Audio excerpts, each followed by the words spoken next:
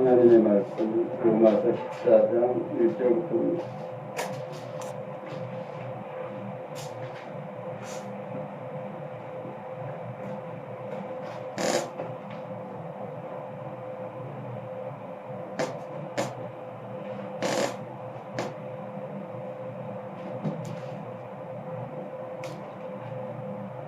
찾으시기 바랍니다.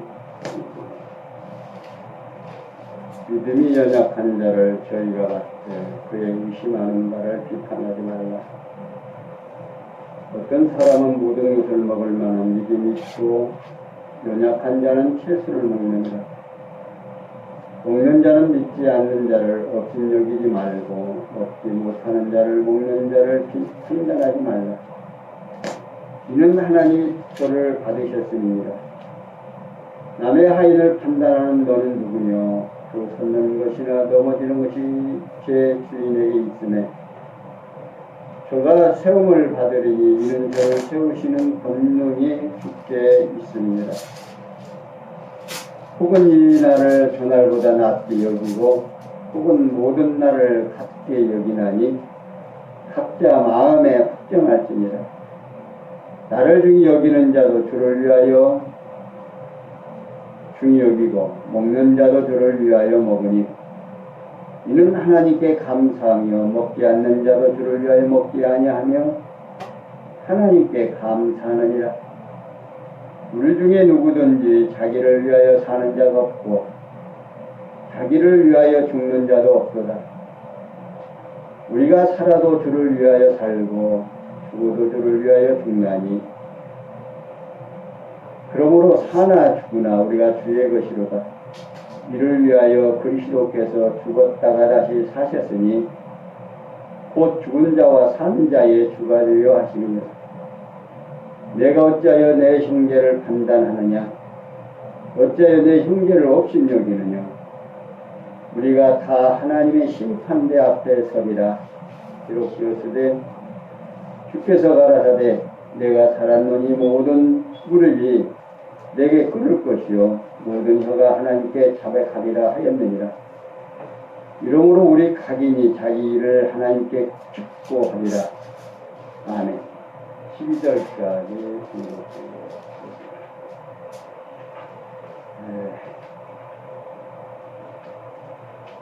지난 시간에 이어서 오늘 식사들에 있는 말씀을 생각해 보려고 하는데요. 지난 시간에 로마서 13장에서는 성령께서 부활 승천하신 이가 그리스도심을 상황에 대처하는 생활에 의해서 증거하신 내용으로서 세워진 권세에게 굴복을 당하면서 이웃을 사랑하며 성경 중성함으로 증거하라고 말하고 있습니다. 이러한 증거는 여호와 하나님께서 창세전에 작정하신 영원한 뜻에 따라서 언약하신 말씀에 바탕을 두고 있습니다.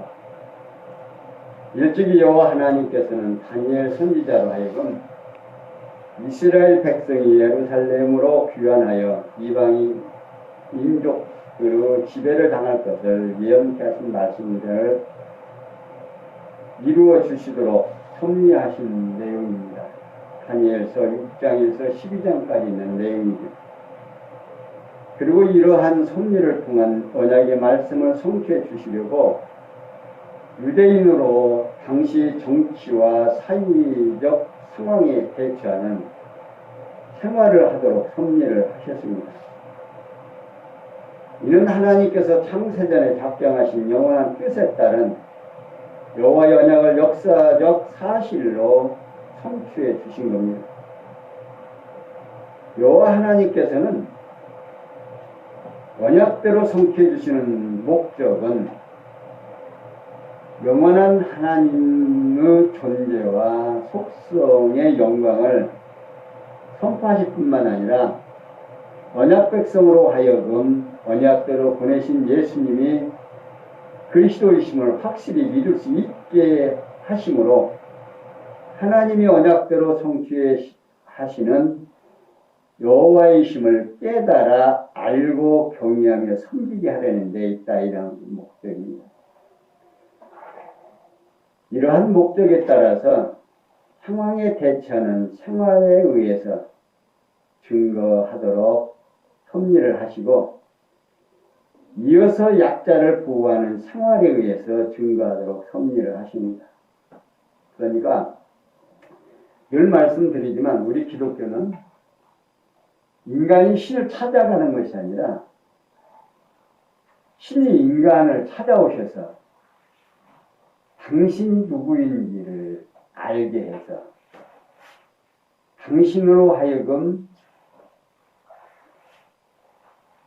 인간하고의 관계를 설명해 주세요. 그 설명해 주는 과정이 성경에 기록되어 있는데, 이걸 우리가 어떻게 하나님이 살아계신 것을 확증하느냐면, 역사 속에서 하나님께서 인간으로 하여금 예언을 하십니다. 앞으로 이렇게 될 것이다. 그러면 역사를 섭리해가고 역사를 지배하지 않는 분이라면 얘기를 미리 예언을 해 놓은 것이 누구 마음대로, 자기 마음대로 안 되거든요. 오늘 우리 인간들의 어때요? 지금 코로나19가 온 세계를 지금 뒤덮고 있는데, 이거 좋아하는 사람 누가 있느냐면 언제 끝날지도 아무도 모르고 있어요.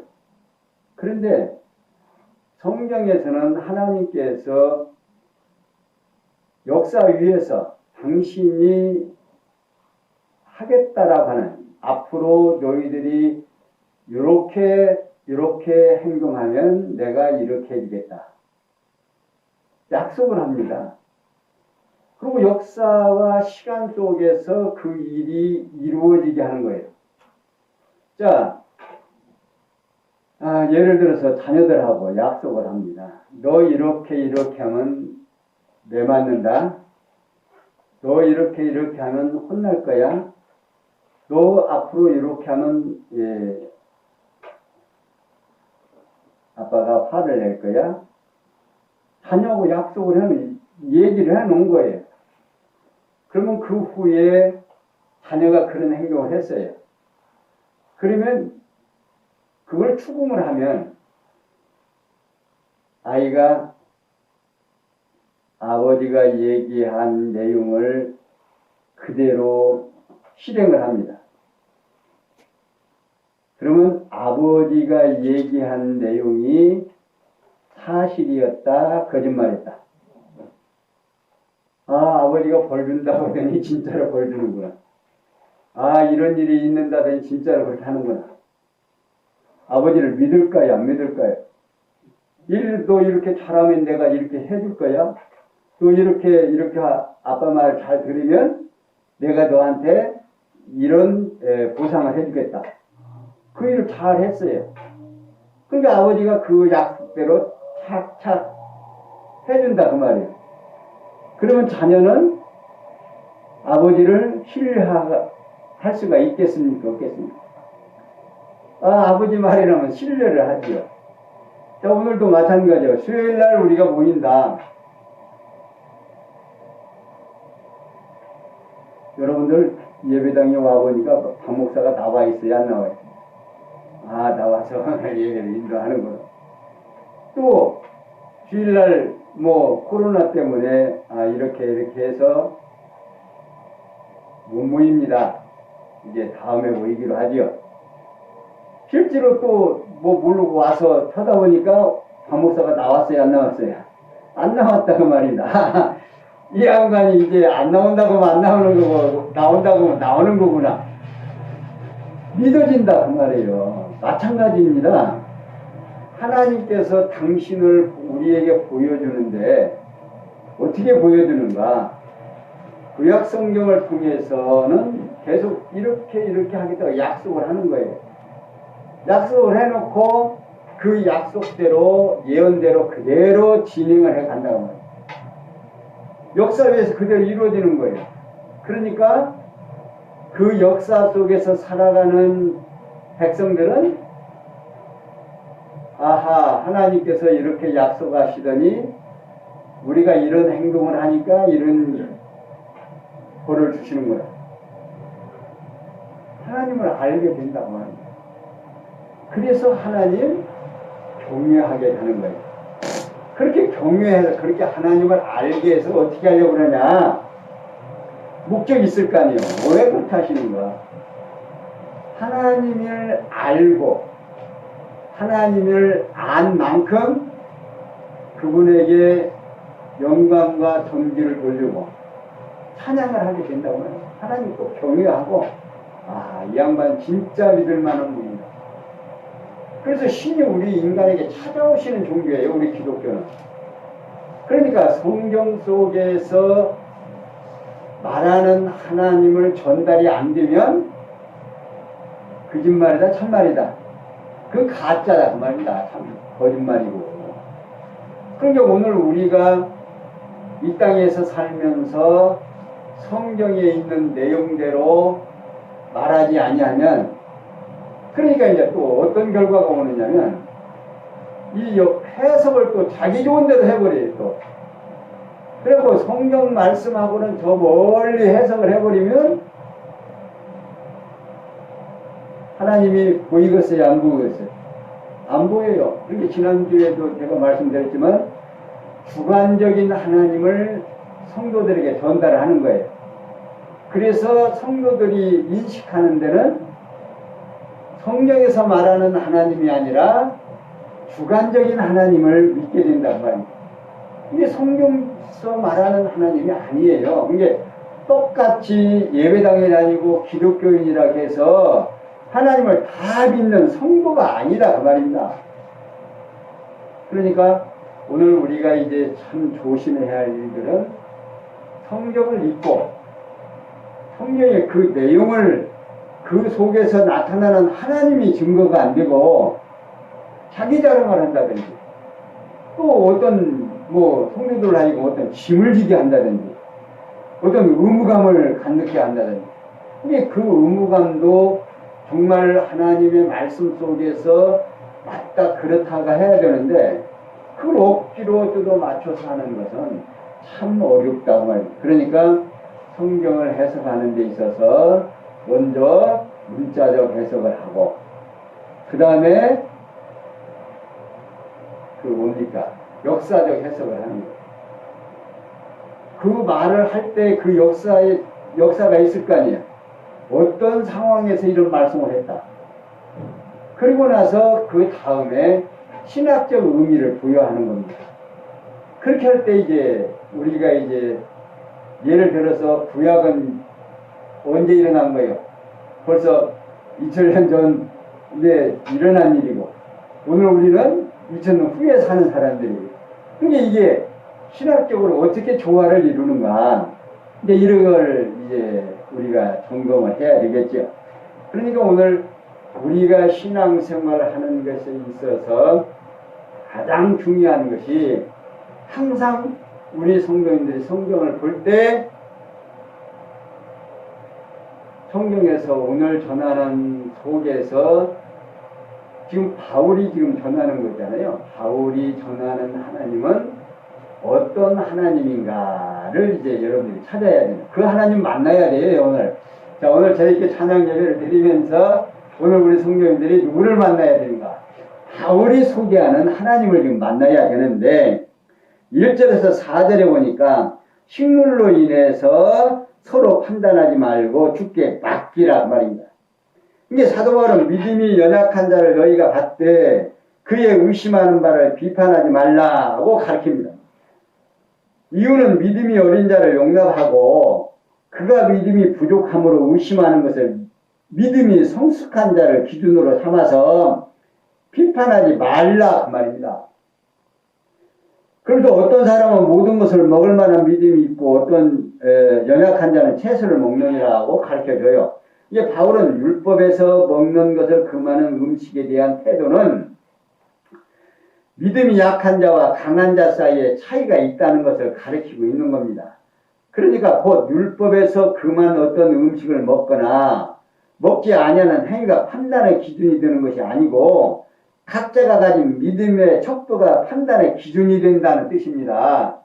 그러니까 예를 들어서 지금 신약교회에서 이제 우리가 이제 공부했듯이 예수님이 십자가에 죽으시면서 뭐 했다가 돌아가십니까? 마지막 말씀이 남긴 말씀이 다 이루었다 하고 돌아가셨다는 말이에요. 그는 죽으셨는데 그 다 이루었다라고 하는 게 뭐냐? 이게 구약에서 율법의 요구가 있어요. 이게 율법을 지키라고 그랬는데 인간들이 율법을 지킨다 못 지킨다? 못 지킨다 말이에요. 그러니까 예수님이 오셔서 당신이 우리 대신 져주신 거예요. 율법을. 이게 십자가의 율법의 요구가 뭐냐면 피를 요구해요. 생명을 요구한단 말입니다. 잘못을 하면. 이게 죄를 지으면 생명을 요구하는데 계속 구약에서는 뭐예요? 소 잡고 양 잡고 염소 잡고 그래서 피를 받아가지고 제단에 뿌리고 해서 뭐 하는 거예요?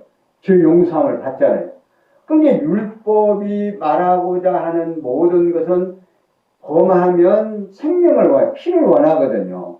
근데 예수 그리스도가 십자가에 못 박혀서 핏방울이 한 번 뜬봉 떨어져 확 쏟아지는 것도 아니에요. 예를 들어서 혈관을 잘라가지고서는 그냥 쏟아지면 금방 그냥 죽지만 양손과 양발에 못을 박아갖고 그 못자국에서 이렇게 처지니까 인간이 땡기니까 피가 멈추겠어요? 안 멈추겠어요?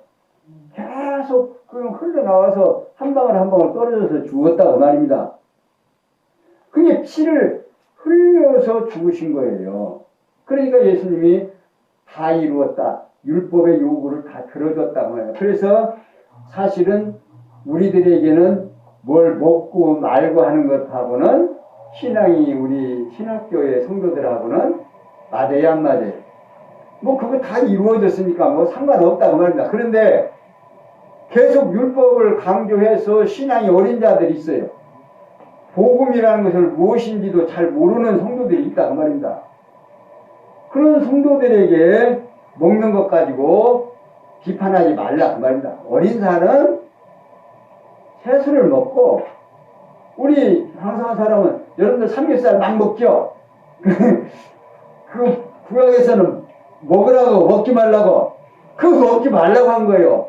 뱀장아 그거 먹어라 먹지 마라 먹지 말라고 말입니다. 그런데 우리들에게 있어서는 믿음이 성숙한 사람은 먹어도 되는데 또 그렇게 배운 율법을 배운 어린 사람들은 그거 먹으면 뭐 된다? 율법을 어기는 일이다 해서 안 먹을 수 있다. 근데 그런 사람들은 비판하지 말라 그 말입니다. 그리고 이어서 바울은 먹는 자는 먹지 않는 자를 없인 여기지 말고 먹지 못하는 자는 먹는 자를 판단하지 말라. 이는 하나님이 저를 받으셨음이라고 가르칩니다. 여기에 받으셨음이라는 말은요. 취하였습니다. 또는 사용하셨습니다. 용납하셨다는 뜻을 가지고 있습니다. 그러니까 바울은 믿음이 약한 자와 강한 자가 율법에서 금한 음식을 먹거나 먹지 아니한다 할지라도 하나님께서 그들을 어떻게 했다? 용납하셨으므로 서로 이해하라는 뜻으로 지금 가르치고 있는 겁니다. 그리고 연이어서 남의 하인을 판단하는 너는 누구뇨? 그를 섞거나 넘어지는 것이 제 주인에게 있음에 저가 세움을 받았으니 이는 저를 세우시는 권능이 주께 있음이라고 가르쳐줍니다. 그러니까 바울은 먼저 하인과 주인에 관한 비유를 들어서 이는 성도와 하나님의 관계를 비유하고 있는 겁니다. 이게 바울은 남의 하인이 서 있거나 넘어져 있거나 앉아 있거나 누워 잠자거나 너 무슨 상관이냐 그 말이요. 그가 섰거나 눕거나 누구 손에 달려있습니까? 주인의 손에 달려있으니까 너는 상관하지 말라 그 말입니다. 믿음이 약한 자나 강한 자에 대한 판단은 주권이 누구에게 있습니까? 신학적으로 우리에게는 하나님께 있으므로 서로 상관하거나 판단하지 말고 용납할 것을 강조하고 있습니다. 이렇게 성령께서는 부활 승천하시니까 그리스도심을 식물로 인해 서로 판단하지 말고 누구에게 맡겨라? 주께 맡겨라 그 말입니다. 그러니까 오늘 우리들이 해야 할 일이 어때요? 서로 이해하고 용서하고. 그러니까 앞에서 너희들이 누구에든지 신세지지 말고 비치지 말고 무슨 빛인더라? 사랑의 빛만은 지라고 그러잖아요. 이게 사랑의 빛은 누가 사랑을 해요, 우리를? 예수 그리스도가 당신의 생명까지 주고 우리를 사랑하셨잖아요. 그러니까 그 사랑을 너희들이 받으라 받지 말아라. 그 빛은 져도 된다 그 말입니다.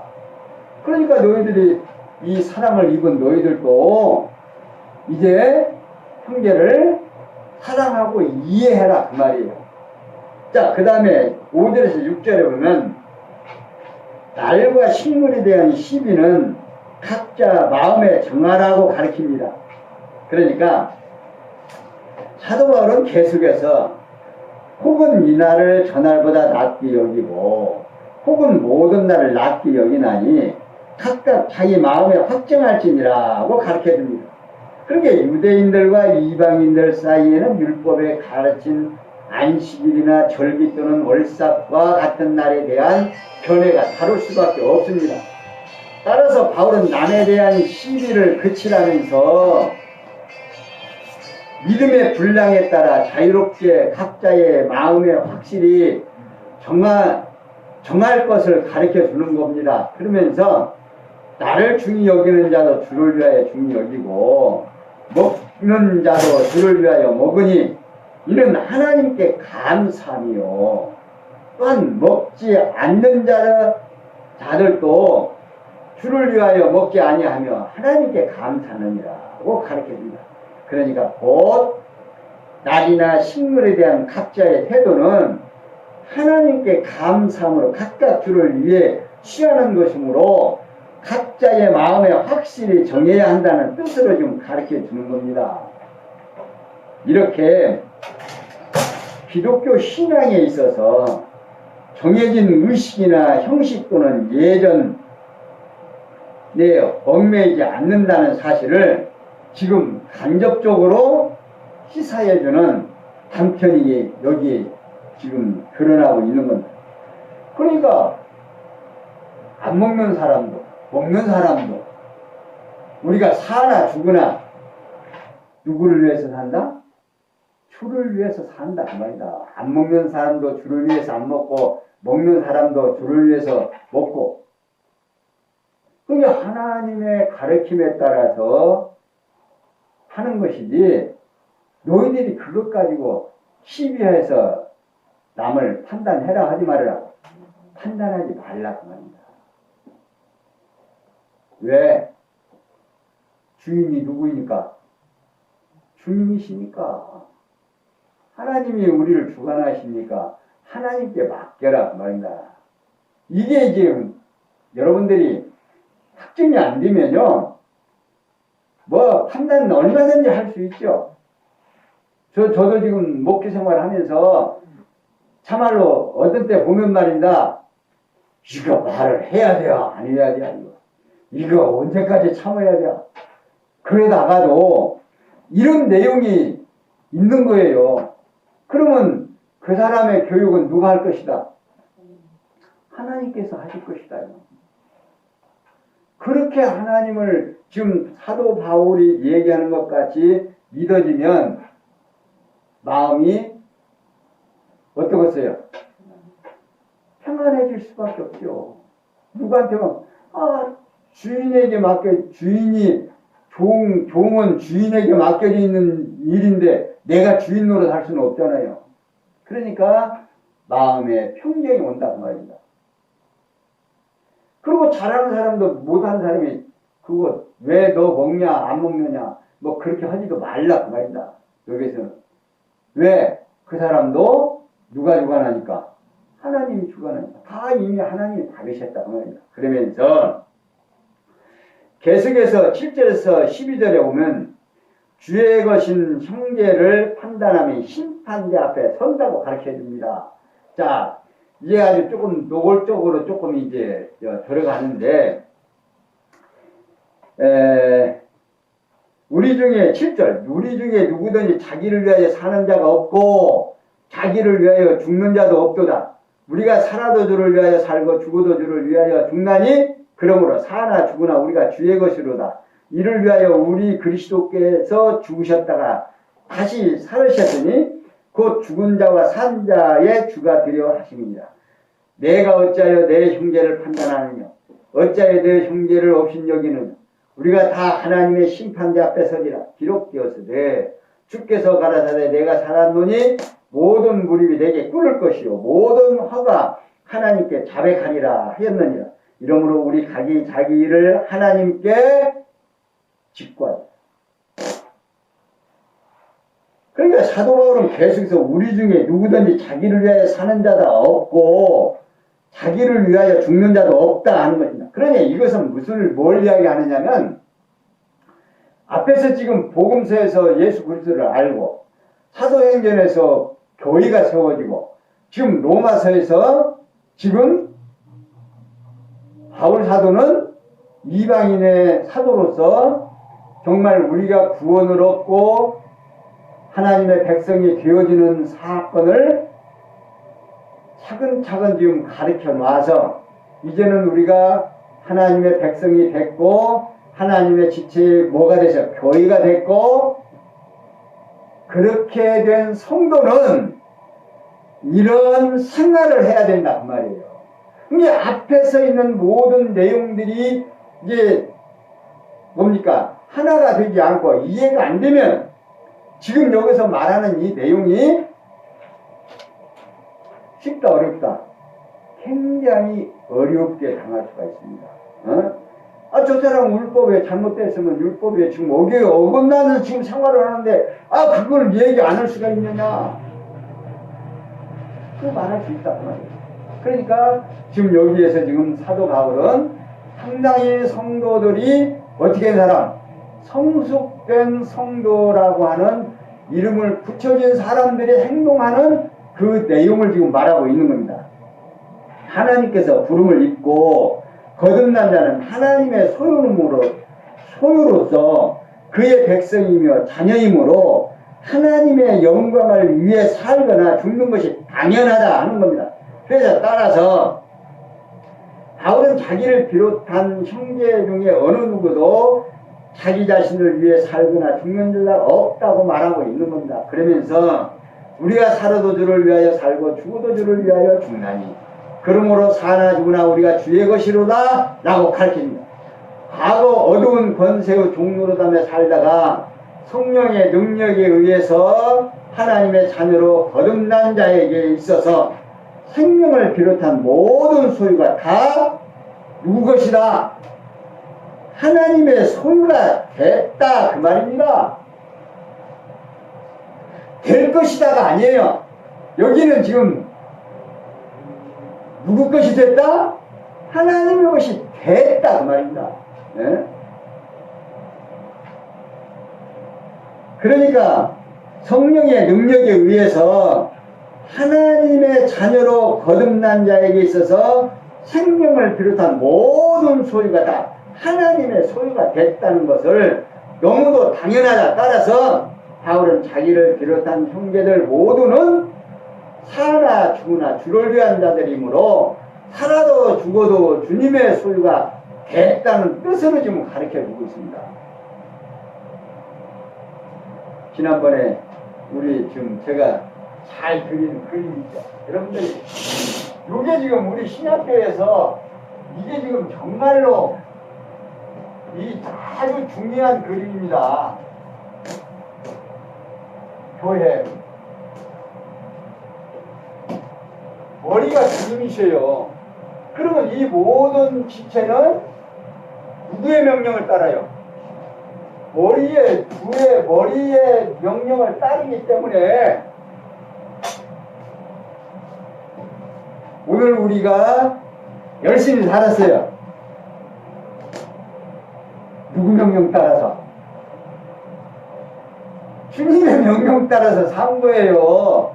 그러니까 오늘 우리가 지금 열심히 개개인이 누구를 위해서 사는 것 같아요? 나를 위해서 사는 것 같으죠. 근데 교회가 주님의 교회로서 성도라고 인칭을 받고 주님의 자녀가 되고 주님의 백성이 된 사람들은 어떤 삶을 산다? 주님의 명령 따라 사는. 설령 오늘 우리가 보기에 저 사람이 잘못 살았죠. 잘못 살았어도 그 일을 통해서 뭘 깨달아요? 인간의 사악함을 깨닫고 잘했다 잘못했다 잘못했다는 것을 뉘우치게 된다 이거야. 하나님의 말씀에 의해서 뉘우치게 되면 그 다음에는 또 하겠어요 안 하겠어요? 안 한다고는 말 못하죠. 또 할 수도 있다 그 말이다. 해도 계속해서 반성을 하죠. 반성하면 또 하고. 이게 여러분들 자녀들을 키우면서 한 번 잘못한 거 너 다시는 안 한다고 해놓고서는 또 해요 안 해요? 또 한다 그 말이다. 그거 용서합니까 안 합니까? 그거 또 용서하잖아요. 또 잘못해요. 또 잘못했다고 보면 또 용서하고 또 잘못했다고 용서하는 거예요. 이게 하나님과 나와의 관계가 이렇게 형성이 안 되면 천국 갈 사람이 있다 없다? 없다 그 말입니다. 여러분들 어떻게 천국 가요? 성경에는 뭐라고요? 형제에게 나가라고 하는 자는 욕설을 하는 사람은 어디 간다? 지옥 간다고 돼 있어요. 근데 여러분들 우리 김 일사님 운전하다가 앞에서 깝죽거리면 어때요? 욕해요 안 해요? 저도 욕 나와요.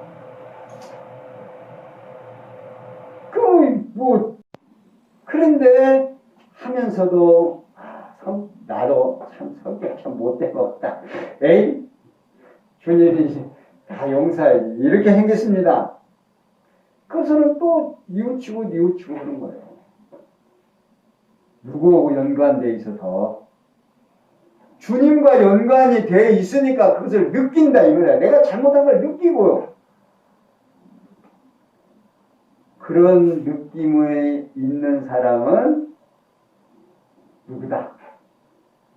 주님의 백성이다 아니다 기다? 주님의 백성이다 그 말이에요. 그런데 지금 성경을 보고 성경 속에서 나타나는 내용들을 확증이 떨어지면 나에게서 행동 하나 나오는 것들이 어떤 사람만 나오는 것이다. 하나님의 백성만이 가질 수 있는 그런 일들이 지금 나타난단 말이에요. 그러니까 내 마음속에서는 뭐가 생겨요? 이렇게 생겨먹었는데 그래도 나를 위해서 용서하셨다 안 하신다? 하셨다고 이렇게 믿어진다 그 말이에요. 그러니까 마음이 평안해지고 그 다음에는 마음이 평안해지면 뭐가 나와? 감사가 나오는 거예요. 감사가 나오고 하나님께 찬양을 하게 되는 거죠. 그러니까 오늘 우리가 예수를 믿고 하나님의 백성이 됐다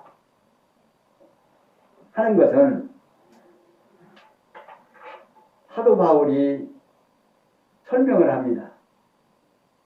이를 위하여 그리스도께서 죽었다가 어떻게 했다? 살으셨으니 곧 죽은 자와 산 자의 주가 되려 하셨다. 그거 가르쳐줍니다. 이게 바울은 그리스도께서 죽었다가 다시 사신 목적에 대하여 지금 언급을 하고 있는 겁니다. 목적에 대해서 곧 죽은 자와 산 자의 주가 되려 하심이라 그거 가르쳐주는 겁니다. 여기 죽은 자와 산 자는요 영적으로 죽은 자와 산 자 곧 모든 인류를 가리키는 말입니다. 그러니까 바울은 그리스도께서 영적으로 죽은 자들이나 산 자들의 주권자가 되시려고 죽으셨다가 부활하셨다 그 말입니다. 이는 다음 내용이 잘 말해주고 있어요. 그러니까 바울은 내가 어찌하여 내 형제를 판단하느냐, 어찌하여 내 형제를 업신여기느냐, 우리가 다 하나님의 심판대 앞에 서리라고 질책을 합니다. 그러니까 바울은 그리스도 안에서 형제된 자를 판단하거나 업신여기는 자들을 향해서 영적으로 죽은 자나 산 자 곧 성도들도 모두 하나님의 심판대 앞에 서게 되므로 형제를 업신여기지 말고 말라고 질책하고 있는 거예요. 자, 그러면 지금 여기서 질책하는 이유는 우리가 다 지옥 갈 놈이네? 다 지옥 가게 했으니까 지금 바울이 지금 그러는 거예요? 지금 바울이 여기서 말하는 이 대상이 누구요? 거듭나고 중생한 하나님의 백성들에게 지금 하는 말이다 그 말이에요. 우리 마음속에 그런 내용이 있어요 없어요? 지금 이 판단하는 내용들이 있잖아요. 그러니까 오늘 우리에게 지금 말해주고 있는 거다 그 말입니다. 그리고 이어서 바울은 그리스도 안에서 형제된 자를 판단하거나 없이 여기는 자를 향해서 영적으로 죽거나 산 자 곧 성도들 모두 하나님의 심판대 앞에 서게 되므로 형제를 없인 여기지 말고 질책한 거 하면서 그에 대한 근거로서 주께서 가라사대 내가 살았느니 모든 무릎이 내게 꿇을 것이요 모든 혀가 하나님께 자백하리라고 이사야 45장 23절에서 기록된 구약시대의 이사야 선지자의 예언을 제시해 주고 있는 겁니다.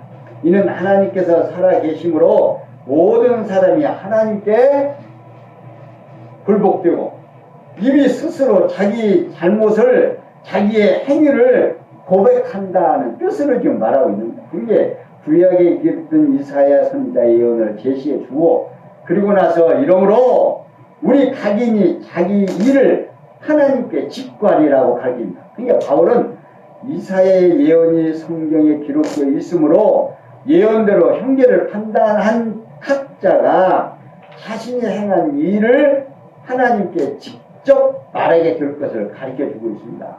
마태복음 7장 1절에서 2절에 지금 말하고 있죠. 이렇게 성령께서는 부활 승천하신 이가 그리스도심을 주의 것인 형제를 판단하면 심판대 앞에 선다고 가르쳐주고 있는 겁니다. 사랑하는 성도 여러분, 오늘 우리는 형제들을 판단해라 하지 말아라. 판단하지 말고 누구에게 맡겨라? 주님한테 맡겨라. 이게 오늘 우리 모든 성도들 또 우리 재직들은 정말 내 행동 하나 말 한마디 이런 모든 것들이 어린 성도들에게 뭐가 돼요? 본이 돼야 된다는 말입니다. 앞에서 자녀들이 누구를 쳐다봐요? 부모를 쳐다보고 잘하고 있어요. 근데 자녀들이 어떻게 크느냐에 따라서 누구를 볼 수 있어요? 그 부모를 볼 수 있는 거예요.